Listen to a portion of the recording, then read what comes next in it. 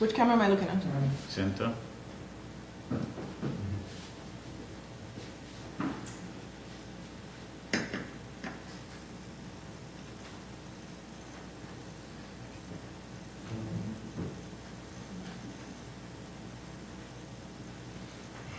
There's a whole lot of silence here.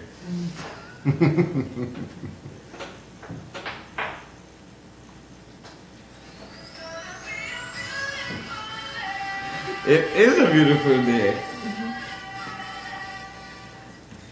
All right, good evening and welcome to Island Origins live on Facebook. We are, of course, also in print in Island Origins magazine, online at islandoriginsmag.com, on television on Channel 19, Beacon in South Florida, and right here on Facebook. Coming to you from Jamaicans.com's Facebook page, as well as our own at Island Origins. I'm your host, Calibe Thompson. This is my co-host, Mr. Sexy Man, David Muir.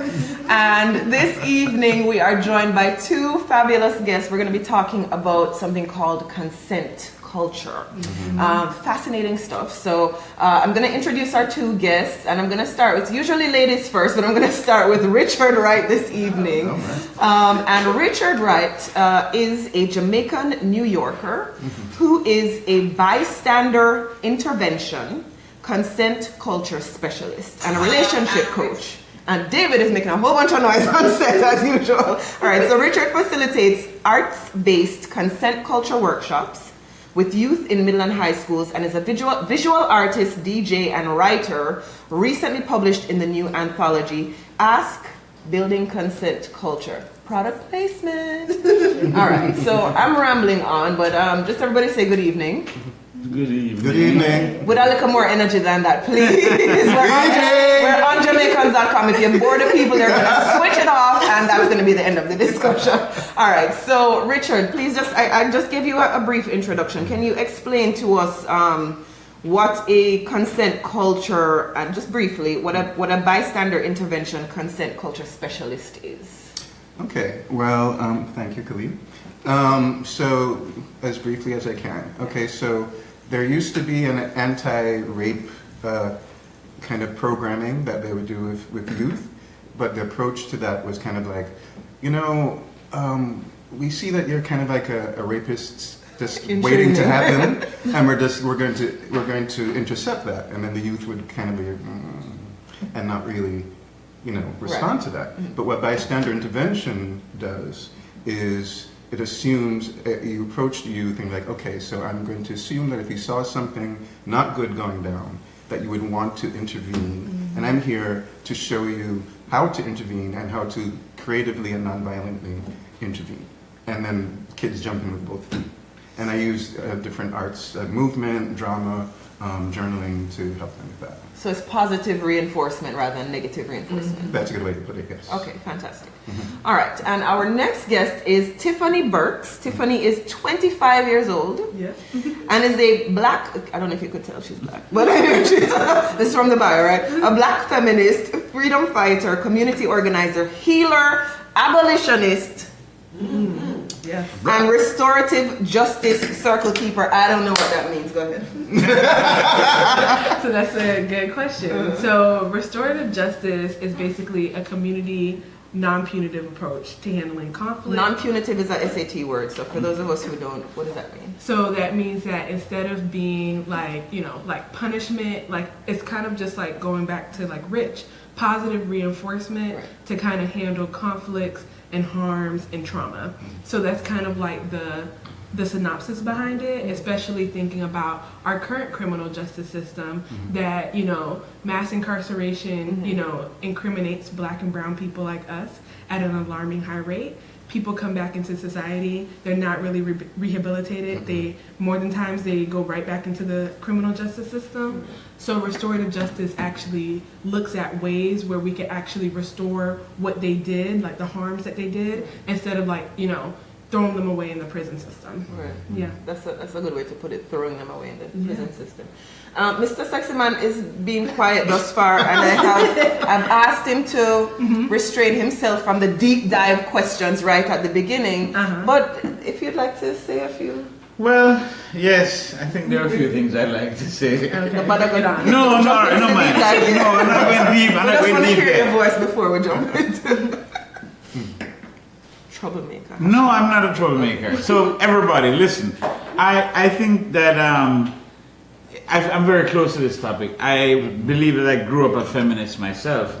I don't know how to really properly describe it, but my father is really an example that I have followed, and he has been pro woman, pro his wife, pro his daughter, pro anything that uplifts women. And so I grew up in that culture where, to me,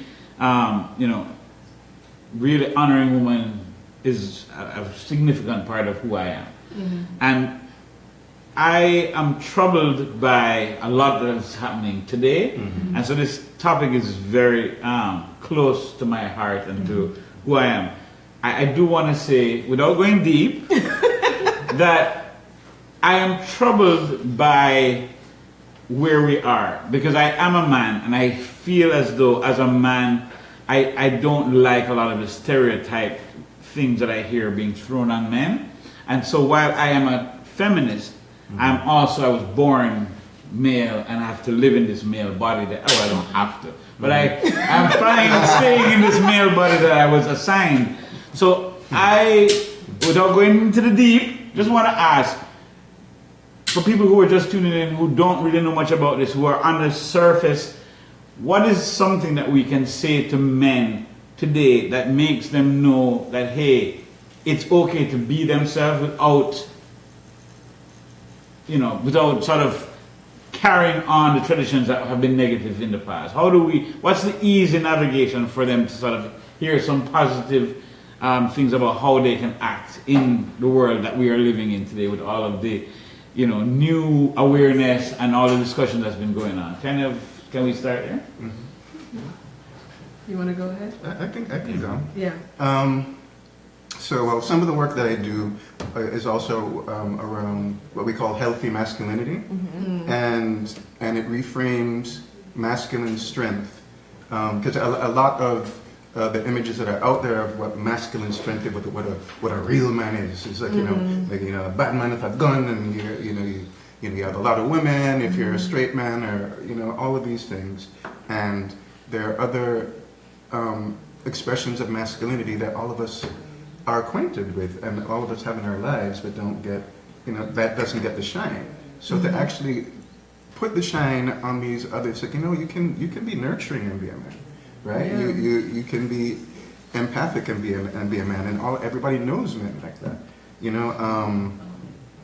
So a lot of what we're definitely doing is just making sure that not just what we call toxic masculinity is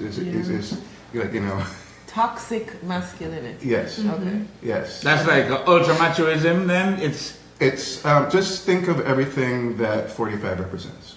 oh wow. That's a good way to a describe boy it. talk, a Yeah. boy talk, right? Yeah. So there is that stereotype. Boys will be boys, and it's not anything wrong. That's just how men are supposed to be. But you do see it, or I don't have any children, but I observe other people's children a lot, and I see that they will teach boys or laugh when boys are peeking at under the lady's skirt or whatever, and if a girl does it, she gets in trouble and she should go do this and whatever, and then you turn around and say, oh, that's just how people are naturally, when we really are socializing our kids to behave Right. in ways that are truly just not good. So we're talking about reprogramming now. When you talk about rape culture or consent culture, it's about reprogramming and not just accepting this as a single event because this is the one time the person got caught. Yes. Right. So talk about the culture and how we actually change a culture. Okay. Or Tiffany can take this one. Yeah, and it kind of goes back to like what you're saying earlier, like just having those, like all those same messages that we see where boys will be boys or like that, and how that adds to rape culture. we have to start showing those same messages of like, it's okay to cry if you're a man, you know, it's okay to be vulnerable. It's okay to be like, get like really emotional in your feelings and talk about those things, you know? And I think that we could start like as individuals, like and create that within ourselves, in our families, in our communities. Cause it's like, once you heal yourself, you can heal your, you know, your family, you can heal your community, you can heal the world. So starting like on a real local level and start, you know, sharing those images ourselves and putting it out there. It's okay, like to do those things. Cause a lot of times even people think that feminism, right? Like this man bashing, right? And that's like definitely not the case. You know, like we want to see like men like cry and get into their emotions. You see, that sounds very touchy-feely, girly, not what men are supposed to do, right? So how I even listening to you now, it sounds like it's only women that are even tuning into this, right? Or sexy men who have embraced their, you know, their masculinity the way that David has and is comfortable wearing pink and everything. Like David is cool with whatever. Most men, or most Jamaican men, definitely Caribbean men, you know, black men. With the macho image that you talked about, they don't want to hear about this. Oh, it's okay to cry. You're a woman telling them that. Like, they need their homeboys and whatever to accept that type of thing. So again, from a male perspective, how do you change that culture?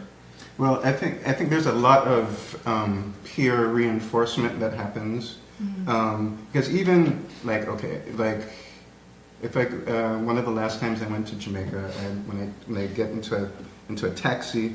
And the guy points at some people, you know, those are some gay people, you know, some batty man, that, you know, and I'll just kind of be like, well, you know, I have gay friends, and you know, at that point I was living in California, and it's like, you know, it's not really an issue for me. And then because there isn't like this reinforcement, they're like, well, right. I mean, when I say that, we don't want to kill them or anything, right. You know, and they start to actually open in a way because there isn't this male that's like, that's right, this reinforcement, that's right, you know. So I feel like as long as there are people who exhibit a masculine strength, like I'm comfortable in my masculinity. I have a break in. I hear what you're saying, Rich, and I love the discussion. Yeah. Can I ask you to pause your question one second? I just want to remind everybody that we have our new feature on the show where at the end of this show, we're talking about a heavy topic today, but by the end of the show, we're going to be giving away something light and fabulous and wonderful. 2 tickets to an amazing event in Lauderhill called the Solar Rum Wine Food. Whatever, there's going to be rum and food and wine there, and you want to be there, right? The tickets start at $40. I think they go up to $125. I don't remember if it's VIP or regular we're getting, but they're free. So make sure you're stay on board. Stay on board. Listen make sure to what we're talking about. Paying attention, because at the end of the show, I'm going to ask a question about something that has happened in the conversation here, and if you are the maybe 5th or 6th texter, we're going to text you send you the text number. If you're the 5th or 6th person to text in, we will give you that prize. So make sure you're paying attention. Okay. Also, I want to say there are a lot of people making comments. We love the comments. Keep them coming. And if you have questions, please throw the questions out there. Back to where I was. Super curious. No, well, here's the thing, because again, I love the whole dialogue, and I love what you were saying. And a commenter is also saying we have to learn to be comfortable being uncomfortable. And as you were saying what you said to a taxi man, I am thinking to myself, well, how comfortable would I be talking to anybody in Jamaica about accepting someone who's gay? No, I have people in my life who are gay. I am accepting people who are gay.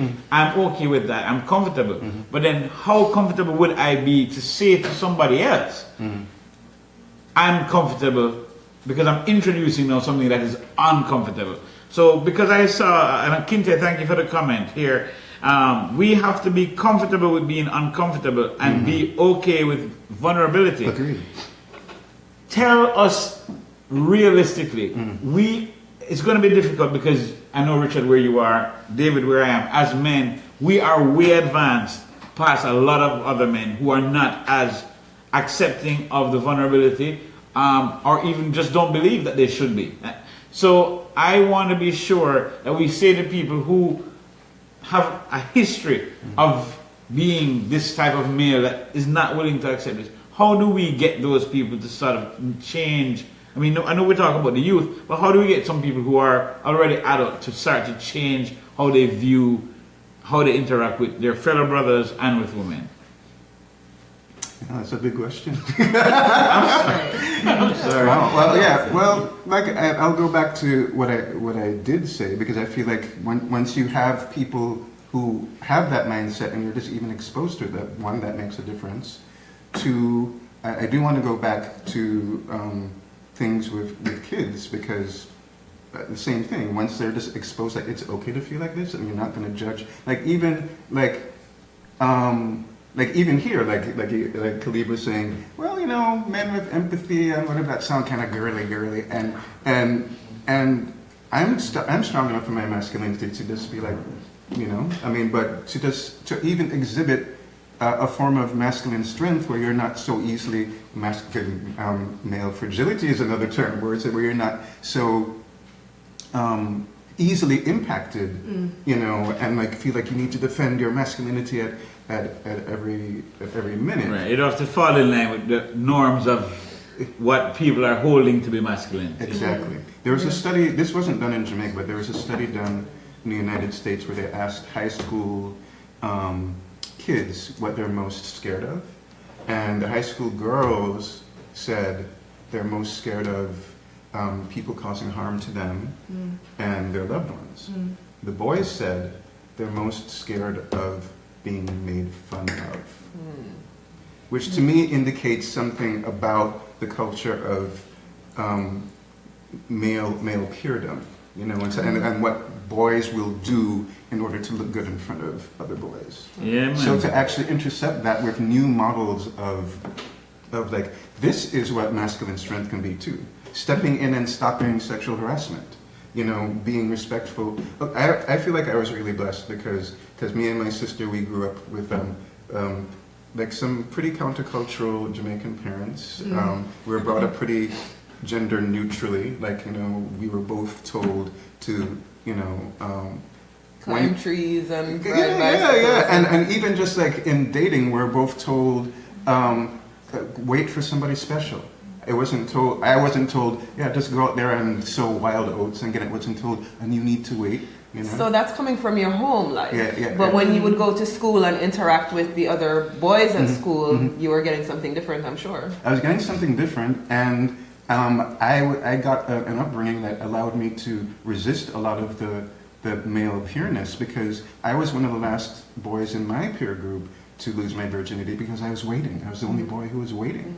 You know, and when my first time was somebody, I want to correct that, you know. Yeah. A lot of other boys were waiting, you know. Yeah. But they were lying that they weren't. Because I promise you that there were a lot of boys who were also virgins. Right. But because of the culture that they are a part of, they had to say they were not. Or they had to pretend that they were having sex with multiple women and so on. There was a lot of that peerdom that you talked about. Yeah. So Tiffany, I would love to hear from you now. In the activity that you do to combat, you do still use the term, and many people do still use the term rape culture. Definitely. Yeah. And I understand framing it positive reinforcement. Let's zero back in on that. What are some of the activities that your group does to combat that culture? Yeah, so the group I'm a part of is called the Inconformistas. Inconformistas. Which means non-conforming femme collective. And we get together once a month, you know, like we drink wine, you know, we talk shit. And G-rated stuff. Yeah. And, you know, we dance and we do all that stuff too. And we read articles, you know, like we read certain books, like, you know, Rich mentioned his book. We read like excerpts from certain books too, and we talk about how it shows up locally and how we could like empower ourselves. So we go into like conferences, like we've gone to workshops. We put on workshops for like the local community too, on like talking about like, you know, rape culture and simple things of like boys will be boys, or like how we've seen it show up in media, in our home lives, like our families, and how do we talk about like, you know, addressing that in the community. Right. Yeah. Okay. Very nice. And then Rich, I read on Lightning Bolt, I'll have you can say exactly how to find your excerpt or to talk about your book. And you contributed to this book, Ask Building Consent Culture. You talk about an episode where you and a friend Tabitha go into a high school and actually play act with a group of high school kids, how they might intercede if they see something going awry. Talk about that kind of training that you do with the kids in high school. Okay, so it is here in Ask Building Consent Culture, and in that particular scenario that we did, me and Tabitha, we get in front of the kids, and after doing a lot of different exercises, art-based exercises, and we acted something out where Tabitha is on her phone, and I'm, hey, can I talk to you? Can I talk to you? And she's ignoring me. Oh, you don't want to talk to me? Well, on my phone, I have a picture of you where you jumped into the pool and your top came off, and maybe I just might post that to Facebook and Instagram and you want to talk to me now? Oh, okay, well, delete that. Oh. That's what they call slut shaming now. Yeah, exactly. Right? Yeah. Well, what you gonna do for me? If you don't want me to post this. And then we just pause there, and we just go scene, and we say to the kids, is that familiar to everybody? And the kids are like, Yeah, because they are all seeing that's part of their daily lives. That's part of their life. Everything is social media, and if I'm blackmailing you, I'm, seeing you at your worst, and then seeing how I can take advantage of you. So from there, you ask the kids to step in. So we say, okay, we're going to do the scene again, and we're going to ask you to step into the scene and complete it, and give a nonviolent and creative solution to this. Right. And so we did it again. 3 boys got up and said, okay, we got something. So we do the whole scene again, and it's coming to the end of the scene, and they're just off to the side, and I'm like, are they going to do anything? And then one of the boys walks up and he's like, excuse me, I need to ask you to delete that picture. And I'm like, I like this picture. Why? I'm not deleting it. Why should I delete it? And he said, well, because we were over there videoing you blackmailing this young woman. So if you don't delete it, we're going to go to the principal with our video. And I was like, oh. Okay, so that's the bystander intervention. Yeah, somebody has seen you trying in the scenario, trying to blackmail a young lady into doing sexual favors for you or whatever, and they've now stepped in. These are the young kids saying, I am empowered to do something. And using the same technology. Right, right. So that's called bystander intervention. Yes. The thing that is consent culture, you spoke to me about this at another time, and we have like 2 minutes left, so I'm going to ask you to keep it really quick. Okay. Consent culture, you said it's more about yes means yes over no means no. Yes. Okay. Oh, yeah. So consent culture is, wow. Okay, so that is the valuing of many things, including enthusiastic consent, like where it's just like, not just like, hey, do you want to do this? Yes, I really want to do this. You know what I mean? And it's interesting with everything with Aziz and Sari. I mean, I can't imagine engaging in a sexual encounter where I can see the person is not wanting not doing it. I mean, I don't even understand how that goes. But consent culture also goes beyond sexual things. It goes beyond just like respecting boundaries. Like, I mean, I've had conversations recently with good friends and like even like my sister around just respecting boundaries that are laid and making sure that they're consented to and things like that.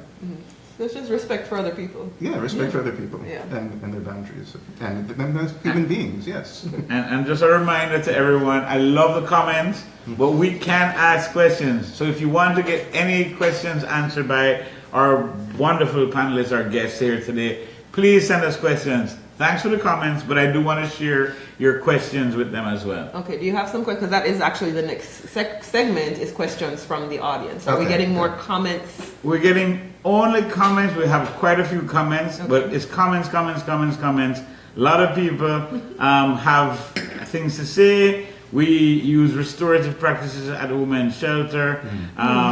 Another much needed conversation. We have to be, I read that one before. We have to create an environment of transparency. Yeah. It is unfortunate that many have put up a facade due to the negative influence. Another one here says Rich and Tabitha's role play is important from so many perspectives. Another one here says, despite how you may feel, yes means yes and no means no. If they change their minds, respect it. So a lot of comments, no questions as yet. We have a studio audience question. Our studio audience is in the house. Thank you guys. Right. Yes. It's a phrase and a question. It comes up with the whole Me Too conversation where men say, well, I don't know how to respond. I don't know how to compliment a woman. I don't know if I say something it's going to be taken out of context. What do you say to that? What do I say? When men are like, I don't know how to compliment. Well, yeah, because of the, people, the whole Me Too and consent and things like that. Some of the things men have said sarcastically is like, oh, I don't even know how to say a compliment because if you take It's blown up out of context. But Okay, so I think Nikki- to address the audience about this is, and again, I don't know where that really comes from, because I think that when people say things that was being said off camera is that, oh no, because of all the sensitivity, we can't compliment a woman because you don't know what's allowed and what's not allowed. I think that is really not truly the case. I think that's actually just men saying stuff to get themselves out of certain situations. I don't genuinely believe. I just want to know, like, Yes. Right. from a guy's perspective. But Well, if you wouldn't say I'm a guy. I was going to use exactly that. Because so many men, I feel like, they're like, oh, I'm just trying to talk to women, I'm just saying things. And if somebody said that same thing to your mother, how would you feel? Oh, that's disrespect. It's like, okay, so how are you making that that split where you're like, I'm just complimenting, and so I feel like, like what David is saying, like it's not, in lots of cases, it's not an authentic, real kind of thing. It's just men feeling like basically that their power is being taken away. So wait, I want to be able to talk to women like, however I want to talk to them, anytime I want to talk to them. So I'm hoping that the audience heard everything that Nikki asked, and it was basically with the Me Too movement that's going on right now. How when men are getting kind of sensitive about, can I compliment a woman because is it going to be seen as sexual harassment? That's one side of it. But you mentioned Aziz Ansari the other day, who there was a big stink because somebody came out and said that he harassed them because, or some they took offense because he was kind of pressuring them to try and have sex with him. Coercing. It wasn't rape. It wasn't, he didn't take it to a level where, she felt like she had to call the police or anything. Literally, she could have got up and just walked off because he was making her feel uncomfortable, but she went and put that out into the public realm. And somebody came back and said that that her putting that story out and kind of trying to equate it to rape and all of the awful things that actually happen to women that should be punishable by jail time and all this kind of stuff is kind of muddying the waters. So Tiffany, I'm going to ask you that question. I believe there's a spectrum. You do see women coming out, as to Nikki's point, you do see women coming out and saying, oh, well, you can't tell me that being harassed is not the same as being raped. No, it's not, in my opinion.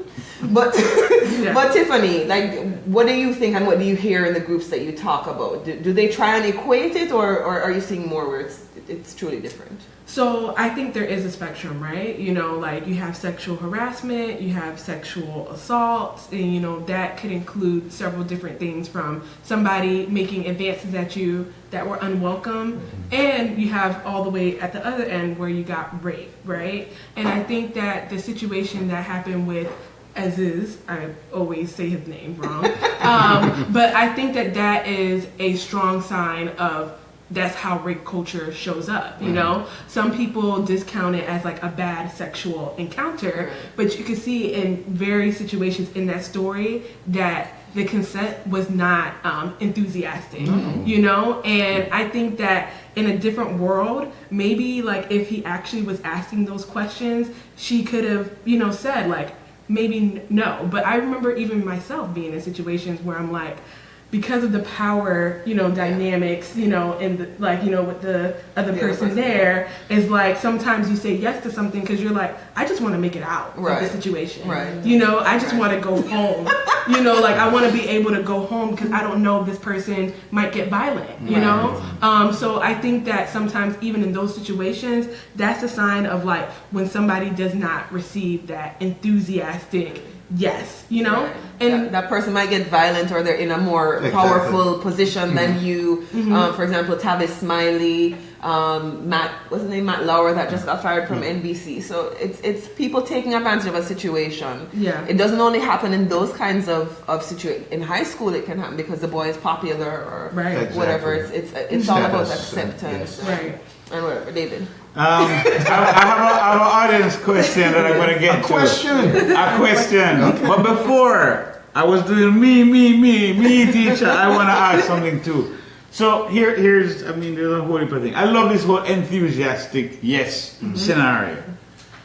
But as a man, I've been a man a long time. A lot of women are not comfortable showing a man an enthusiastic response because they don't want to seem in a sexual realm to be that. They don't want to be seen as somebody who is sexually saying, yes, choose me. They want to be, you need to approach me, you need to work for it. Well, it's not just work for it, but they want to see that effort. I know I have a personal instance where after I had ended my marriage and I was starting to look for relationships, and I had a personal situation where I had a lady who, after we've been dating for a few months, said to me, "Are you gay?"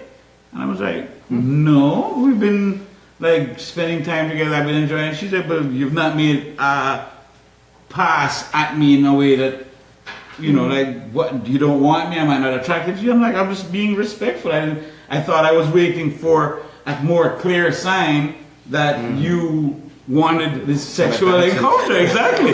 So there are things going on in the studio. Right, but you understand, like, so for me, I have to say, well, hold on a second, because a lot of women that I've met are not going to be overtly saying, "Yo, I want to have sex." No matter how if you don't make that sincere effort as a man in the culture that I've grown up in, you're not likely to get this enthusiastic yes. What else can we do before I get to the question in the audience? And so culturally, just to piggyback on your question, culturally, women expect men to be that aggressive, things. Which is why I was gay. I'm not gay, just be respectful of you and your body. Sure. Question from our studio audience. Yes, and the response is coming. What happens when you have an assertive or aggressive woman who takes on that role? Men like that. I want to be the assertive one, like, hey, what about me? Or I want to date you. How do you handle that? You didn't see Khaleesi on Game of Thrones? Well, before we get into that, let Rich answer what I was saying, because I think there's an interesting space when we hear about, women need to be enthusiastically yes, but what if the woman don't feel comfortable being that? How do we deal? Well, to respond quickly to that, the last 3 women I dated like stepped to me, so I liked that. So that to answer that really quickly. Okay, and we're talking about me being gay because I'm not forceful enough with my approach. The cultural thing is really, and I was saying to Tiffany earlier on that actually most of the women that I've been hearing who have been finding some of the Me Too movement problematic tend to be Caribbean women, and I think about just our culture. Shabba's song "Bedroom Bully," and like, wow, some women want a bedroom bully, Well, can we trust Shabba's word on that? No, but that's a good question. But yeah, some women do want that. Some women do want that, and what I'm hearing is like almost like a concern, like, why this consent culture, Me Too thing, guys soft up the men and make them too soft or something. I'm not hearing that from everybody, but I'm hearing that that's a concern, and it seems to have an interesting cultural component that I'm I'm willing to continue the conversation on, but Yeah. I'm not like, and this is what we need to do about it. I'm just like, that is interesting, but I do think there are other ways that men can still be aggressive, but also, respectful. Assertive, I think, is better than aggressive. There we go, Yeah. assertive. Yeah. There we Yeah. go. And then to respond to Go like ahead. something that you were saying earlier, when we talk about like, boys will be boys, like, Yes. some of the same messages that, women are receiving is that, you have to be, you have to save yourself for marriage or, you can't give it away to everybody, so it's like we're hearing a lot of those negative reinforcements. So in situations, it does create that environment of like, do I be aggressive? And like that's where the slut shaming come in. It's like, is this person like, And a like lot of the this time it's way? coming from your mother.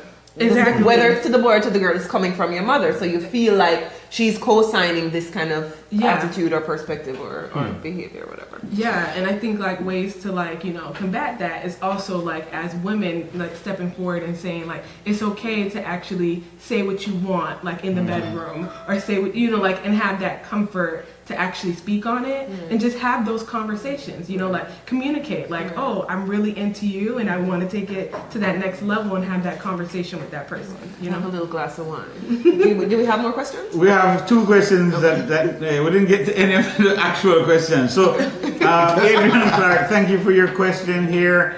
How to advise people to handle when one person changes their mind in the midst of an initially consensual situation? Oh Lord.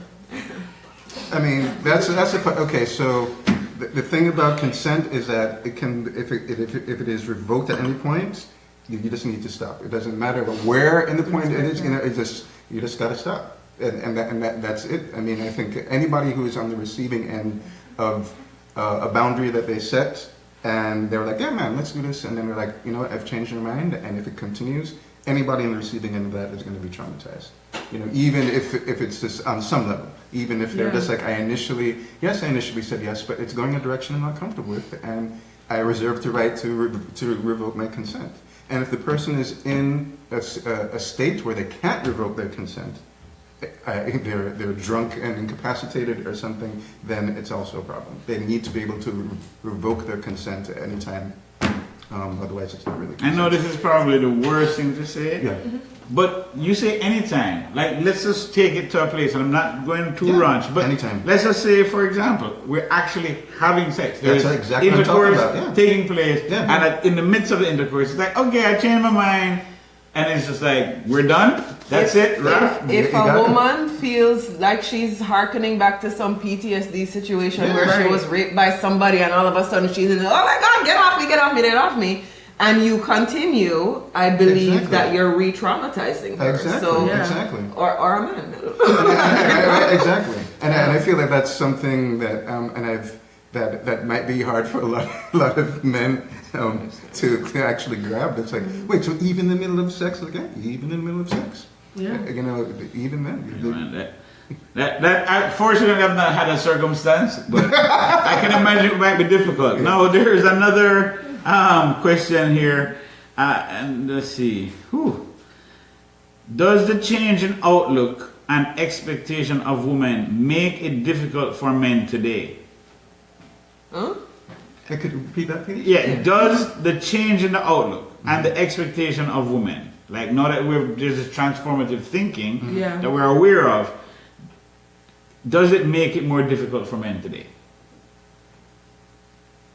I'm thinking like changing over to consent culture. Right.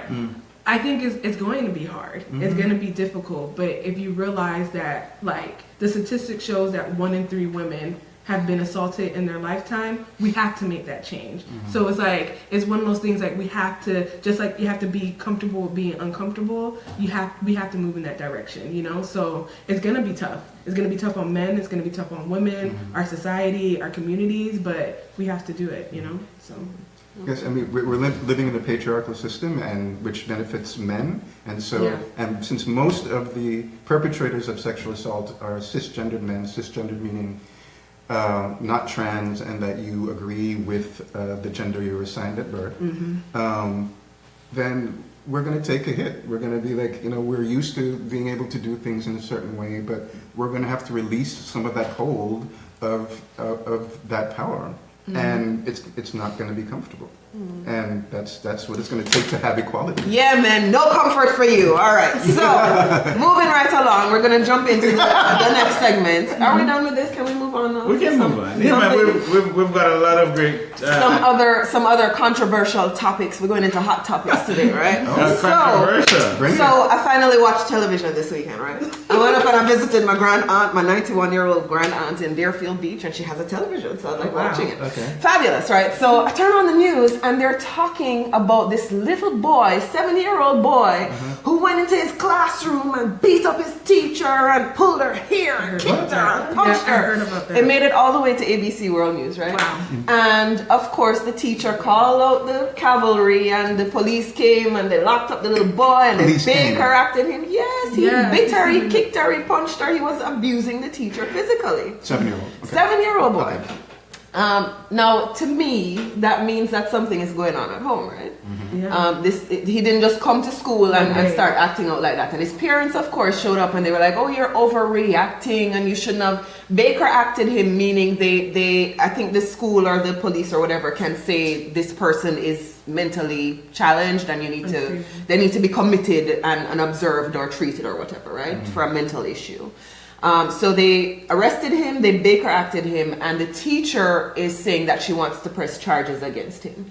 The parents came in and they say it was an overreaction, they're going to sue the school and what have you. To me, I think something is going on at home. That child has anger issues that are not being dealt with in the home, and the teacher had every right to react the way that she reacted. But what do you guys think? Hot topic of the day. So I have some thoughts on it. Please share. So I think that zero tolerance policies in schools and push out is a real thing. In another situation, not to negate what the 7-year-old did, but like you said, like something's obviously going on at home. To me, it's like, what resources does the school have, like mental health counselors, like different things like that, to actually address issues when there's problems in the classroom? You know, my sister's a 3rd grade teacher, and some of the things I hear that be going on in her classroom, I'm like, where are the counselors? Like, where are the support? Like, we're in, like, a community where, like, most of the children are on free and reduced lunch because of, like, the social economic factors. So it's like, what extra resources is the school offering? Because it seems like the school, whenever an issue happens, like police are always on deck, like they always have like all these, like they're armed and stuff like that in our schools. And it's like, what are those same resources being put in to actually worry about the mental rehabilitation, the well-being of these children who probably have a lot of traumatic household issues going on. Non-punitive, was that the word that you used earlier? Yeah. I learned a word today. Yeah. Non-punitive ways to deal with it, right? I'm a little uncomfortable with the topic because I think that we are being a little bit irresponsible to say that we know what's happening in the child's home. I think that we can definitely say that there's a major problem. No child should be in a situation where they are able to disrupt a teacher or classroom in such a way that, like, I'm hearing the description, I'm like, and how did this get to this phase?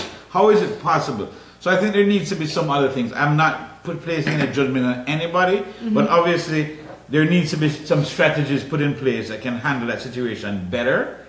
Hopefully this is a good lesson for that school, and therefore then the school system to better be prepared for such incidents. There's definitely some major issue. I don't know if it's at home, I don't know if it's with other children in this classroom, I don't know if it's with previous incidents with the teacher.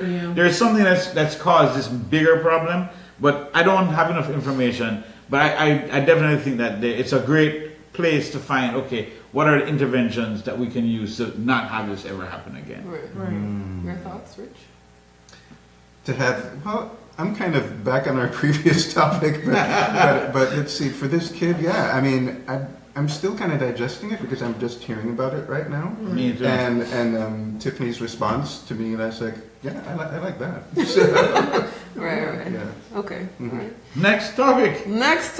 All right. So we're supposed to do our guest. What's our time? Please, production, what's our time? 16 minutes. All right, so let's do some quick fire questions. Okay. And then we're going to have our special guest come on. So I think David answered some of these last week. So we'll ask you. If you were running for office, what office would you, real or imagined, what office would you be running for and what would be your slogan? What office would I be running for, and what would be my slogan? I'm going to pass that off to Tiffany. We'll start with Tiffany, and then we'll go on to Rich. Oh my gosh, what office would I be running? So that's a hard question for me because, you know, the political system in our country hasn't really benefited Black and brown communities in a real way. So I guess I don't know what position I would run for, but I can see my slogan being like reparations. You know, I think that that's something that a lot of people don't like talking about because, you know, people are like, oh, we were promised like back when slavery ended like 40 acres and a mule. That never happened. You know, like, and our country doesn't actually realize that a lot of the same racism that happened back in that day is still going on today. You know, like, so it's like, how do we actually talk about getting rural reparations for our communities where we have more resources, you know? So you'd be Secretary of Take Back the Power. Take back the power. Take back the power. Your office, real or imagined? Okay, and real your or slogan. imagined. Yeah. Well, I've shared a couple times that my fantasy replacement government for this country, the United States. So there's a group called the 13 Indigenous Grandmothers, and I was like, oh, if that was just like a council that all of a sudden, you know, they were in the White House and they legislated everything and you know, just brought back just like just ecological thinking and just like honoring reparations and things like that. And for my own position, I would just want to elevate the work I'm already doing around consent culture, if it's still needed at that point. So what's the job office? What's the office? Minister of Consent Culture, All right. who appoints you know, who the 13 Indigenous grandmothers and. That's a long thing on your table. All right, what's your theme song? Theme song. In life, yeah. In life. I am a tiger. No. I don't know. Like mine is, I'm so special, I'm so special, I'm so special. Right? Turn up to that. And his other one is too sexy for my shirt. shirt. Too sexy for. Okay. So you guys prepared for this question. We did this You're last asking a week. DJ, this On was the one song. That's your theme song. That's your song. Not your favorite song, Yeah. though, but the song that represents you the best. Tiffany, you first. No, too much pressure. Yeah, no, this is one. A theme song. A theme it's song. Quick fire. Quick fire. I don't know. I don't never heard that song. Who sings it? All right. I can't think Rich. of a spot like that. I'll just choose a lyric. I ain't no perfect man. I'm trying to do the best that I can with what it is I have. So, Most Def. Okay, all right, there it is. Excellent. Most Def, I don't know. Okay. Most Def, okay. Yeah. My voice was shaking and everything. Aww. I can't think on the spot right now. Oh, All right. If Come you back were to me. going to a deserted island and you needed to bring two things, I'll give you two things, not one. Two things. Okay. What would you bring? Rich, you can start. Something that can perpetually play music and not run out of batteries or power. And, I mean, okay, so does this island have like food and water and shelter? And Overthinking, just thinking. Deserted island, yeah. Deserted island. Okay, so I would like some shelter that has like completely contained like water systems, gray water systems, solar systems, and You're getting too complicated. All right. Desert island, you could bring two things with you. First thing is shea butter. I use it in my hair, on my body, everywhere. And then two is seeds, so I can plant it and That's grow right. whatever I need to That's grow. right. you can be on an island too. I like it. All right, so I think that's good for our quick fire questions, and I hope everyone was paying attention because we're going to ask our final guest of the evening to join us on set. I'm going to leave you guys on set here while she comes on. Maria, can you join us? Oh, we're she's gonna add a fifth. We're going to add a fifth. Let's do Wow, that. come on, so you Maria. can just stand over here Yeah. Oh, okay. I thought by we Richard. had them off So we could have easily No, been I this know, way. but All right. let's all just stay All right, in well, the I'm conversation. gonna be a gentleman. No, she can marry. You can stay over there. I'm gonna be a Oh, you're gentleman. gonna- okay. I'm gonna Bye, be fine. David. You're so sexy. I'm not leaving. I'm just gonna be the standard. All right. So, I wasn't That's not over there, so that. All right. All right. So we're gonna stay on the white shot. Okay. So, product placement. I love that. All right. So Maria Monroe is the president and CEO of the Sola Rum, Wine, and Food. You do it. Rum, Food, and Wine. Rum, Food, and Wine, yes.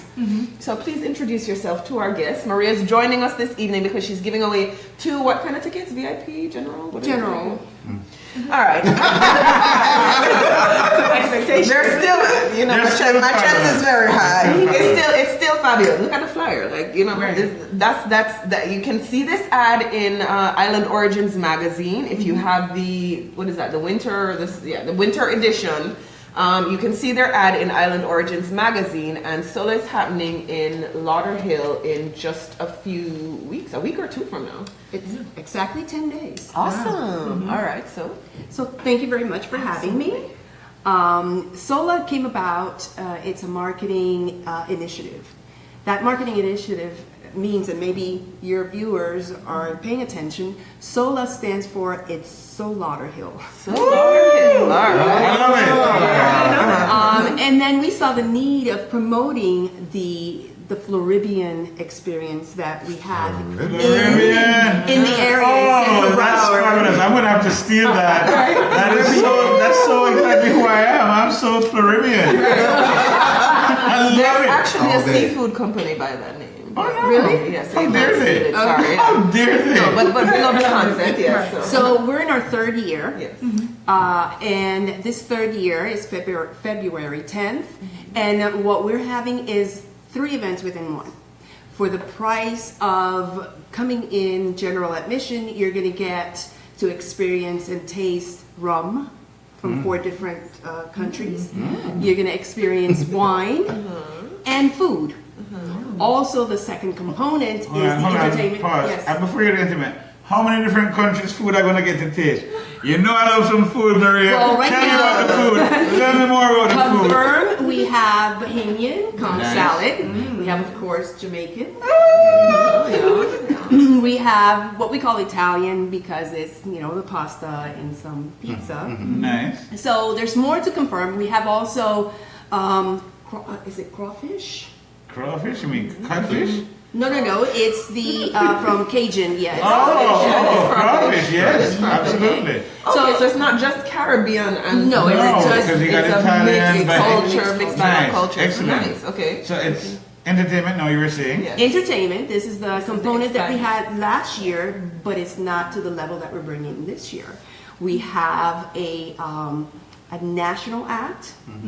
His name is Carl Thomas. Ooh, I like Carl Thomas. Yes. We have also a percussionist from a local area, from Miami, and he's going to be playing jazz. He's going to be playing salsa. So it's a band. It's like a 9-member band.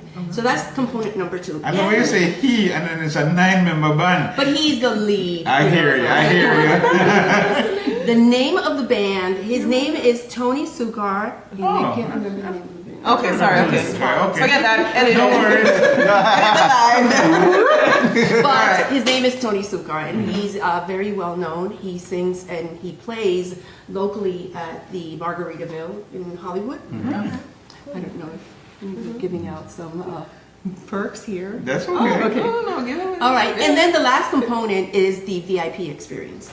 So the VIP experience, the reason why, it's limited, it's very intimate, it's only 80 tickets that are being sold. And what we have is the chef who's going to be cooking for the crowd, and they're going to be educating on how to pair the food with the wine. This sounds amazing. Actually, sounds almost like a little Taste of Islands experience. It sounds very similar. Plus some entertainment. Except we're prejudiced against non-Caribbean. No. We're not prejudiced at all. Not quite. But no, this sounds spectacular, Maria. I'm excited. We're going to be there somewhere. I don't know where, but we're going to be up in there come somewhere. along, So come the along. tickets are how much? The tickets, the general tickets are $40, but on your magazine, for some reason, it was $35, so we'll honor Wasn't that. our fault. Was not But we our will honor that if you mention the magazine. Yes. Oh, you get a perks of Island Origins magazine. All right. Yes. Nice. And for the VIP is $85. Oh, we were telling people $125. It's Yes, you get a $40 you get a $40 discount on the $125 for the VIP. Awesome. And then how do people find it? Sola Rum Food Wine Fest. Fest.com. Okay. And our tickets also somewhere else, Eventbrite, anything like that. We're on Eventbrite. Eventbrite, We're on Sola. Sola. Sola. I love it. I love the name. It's amazing. Okay. Thank you. All right. Awesome. All right. So let us do the ticket giveaway now. And we're going to ask for everyone who has been watching the show, what is the name of the book that Richard Wright, hide it. What's the name of the book that studio audience cheating? There's no cheating from the studio audience. What is the name of the book that Richard Wright contributed to? And you can probably Google this if you're at home, right? Contributed to in his writing on consent culture. All right, so the number, do you guys have the number up on the screen? The number that you're going to text into is 954-200-5110. And the question is, what's the name of the book that Richard Wright contributed to on consent culture? He's showing you the back of the book. That's basically giving you the answer. And they're sending the text message to... They're sending the text message to 954, which is on the screen, 954-200-5110, and we're going to say the fifth person to get the... Not the fifth person to text in, but the fifth person to get the correct answer. And please add your name to the text. Two so tickets. The answer and also your name. Yes. Please. Yeah. But text fast. How much time do we have, please, production? Oh, awesome. All right, so we got fancy now. I'm sure everybody is noticing all the multi-cam views and the zooms and the lower thirds. And thank you so very much to Magic and DM. What's the production? DMR Media. DMR Media. I'm the worst. No, sorry. DMR Media. Thank you so much to Magic and DMR Media, who is putting all of this fabulous stuff together. They also do the work for our friends at People Profile. So you've been seeing a lot of very, nicely put together stuff. This is all coming to you from DMR Media. As always, we're going to big up our social media maven, Nikki Lopez Collective. I thought it was creative. Nikki Lopez. This water is drunken with it. It's all the food and wine and rum that I'm thinking about. So forgive me. But are there any other announcements that we want to make? We know that Sola is coming up in 10 days. 10 days. We know that Jazz in the Gardens is coming up, that we are also a media sponsor for. Absolutely. So you can look them up as well. Black Tech Week is coming up, I believe, in 2 weekends also. I think it's the 6th to the 10th. Media sponsor for that as well. So we're moving around. We're getting our stuff in order. As well as BOMA, the Black Owned Media Alliance, is doing a symposium on February 6th.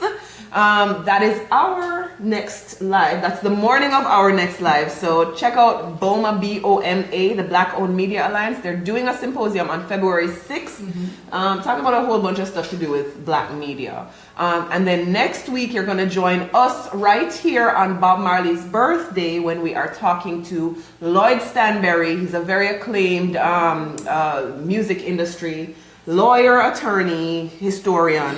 And did we confirm our second guest? We haven't confirmed, but we can still say that we are having Richie Daly from Third World. He said he's coming. He has not confirmed. Now that we've called him out, he's definitely here. I can show the text. He said he's coming. So basically is what you're he saying. said if he's in the country, he will be here. He has to travel to Jamaica because they're performing in Europe and he has to get his visas and everything cleared away. But once he gets back, he will be here. And if not, we'll find a fabulous replacement. Sorry, Richie. If you can't make it, we got to replace you. Fantastic. So that's going to be February 6th. That's all the events coming up.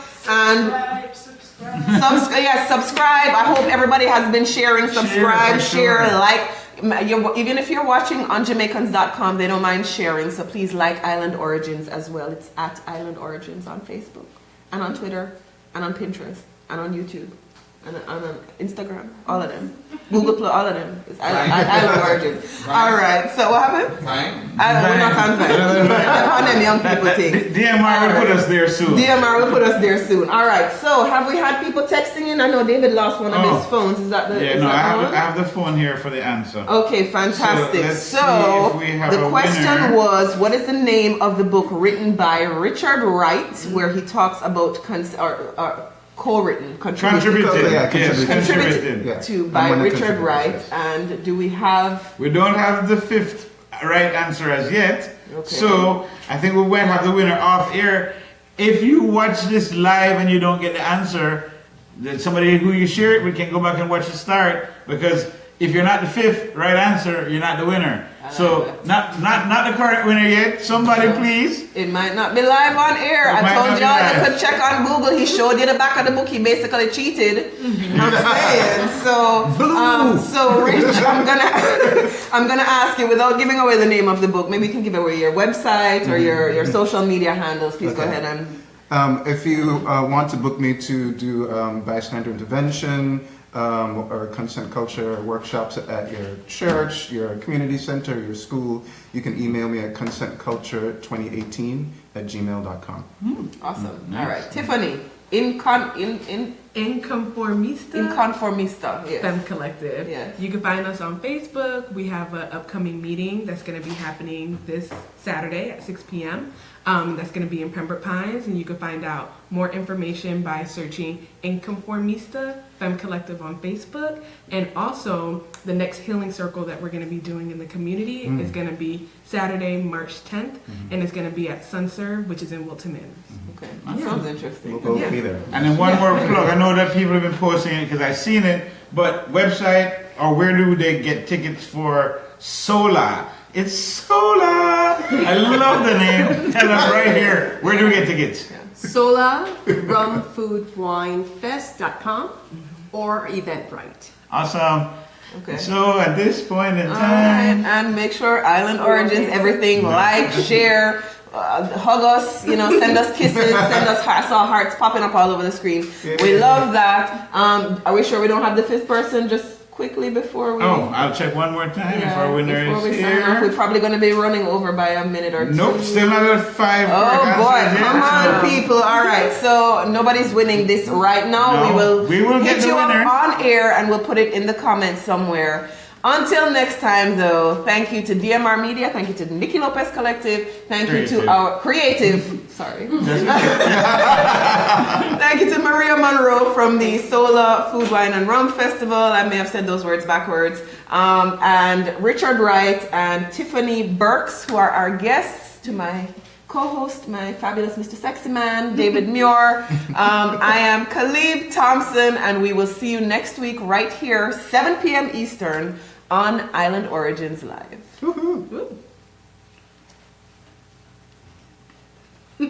Is it over? Is it? I'm like waiting for the beautiful day. We're gonna be a beautiful day.